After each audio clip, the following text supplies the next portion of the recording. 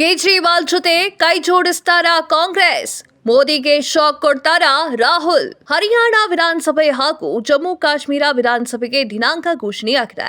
ಜಮ್ಮು ಕಾಶ್ಮೀರದಲ್ಲಿ ನ್ಯಾಷನಲ್ ಕಾಂಗ್ರೆಸ್ ಕಾನ್ಫರೆನ್ಸಿ ಜೊತೆ ಮೈತ್ರಿ ಮಾಡಿಕೊಂಡಿದ್ದು, ಸೀಟು ಹಂಚಿಕೆ ಲೆಕ್ಕಾಚಾರವೂ ಮುಗಿದು ಹೋಗಿದೆ. ಈ ಮೂಲಕ ಬಿಜೆಪಿಯನ್ನ ಅಧಿಕಾರದಿಂದ ದೂರ ಇಡಲು ಕಾಂಗ್ರೆಸ್ ರಣತಂತ್ರವನ್ನ ರೂಪಿಸಿದೆ. ಕುತೂಹಲದ ಸಂಗತಿ ಏನು ಅಂದ್ರೆ, ಹರಿಯಾಣದಲ್ಲೂ ಕೂಡ ಕಾಂಗ್ರೆಸ್ ಆಮ್ ಆದ್ಮಿ ಪಕ್ಷದ ಜೊತೆ ಮೈತ್ರಿಯನ್ನ ಮಾಡಿಕೊಳ್ಳಲು ಮುಂದಾಗಿದೆ ಅಂತ ಹೇಳಲಾಗ್ತಾ ಇದೆ.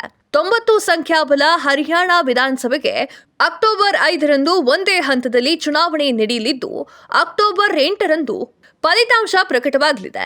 ಜಮ್ಮು ಕಾಶ್ಮೀರದಂತೆ ಹರಿಯಾಣದಲ್ಲೂ ಕೂಡ ಮೈತ್ರಿಗೆ ಕಾಂಗ್ರೆಸ್ ಮುಂದಾಗಿದೆ. ಸದ್ಯ ಹರಿಯಾಣದಲ್ಲಿ ಬಿಜೆಪಿ ಸರ್ಕಾರ ಅಧಿಕಾರದಲ್ಲಿ ಇದೆ.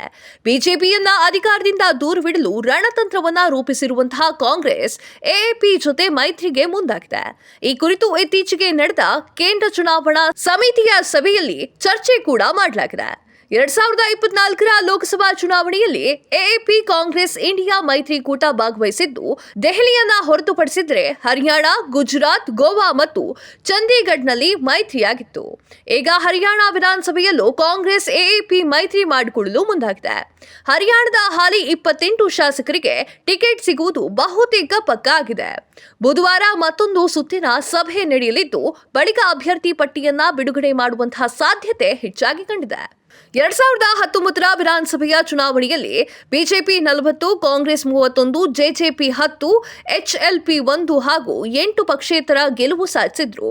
ಈಗ ಪ್ರಕಟವಾಗ್ತಿರುವಂತಹ ಹರಿಯಾಣ ಚುನಾವಣಾ ಪೂರ್ವ ಸಮೀಕ್ಷೆಯಲ್ಲಿ ಈ ಬಾರಿ ಕಾಂಗ್ರೆಸ್ ಗೆಲುವು ಸಾಧಿಸಲಿದೆ ಅಂತ ಅಂದಾಜು ಕೂಡ ಮಾಡಲಾಗಿದೆ. ಇದೇ ಕಾರಣಕ್ಕೆ ಕಾಂಗ್ರೆಸ್ ಎಚ್ಚರಿಕೆಯ ಹೆಜ್ಜೆಯನ್ನ ಇಡ್ತಾ ಇದೆ.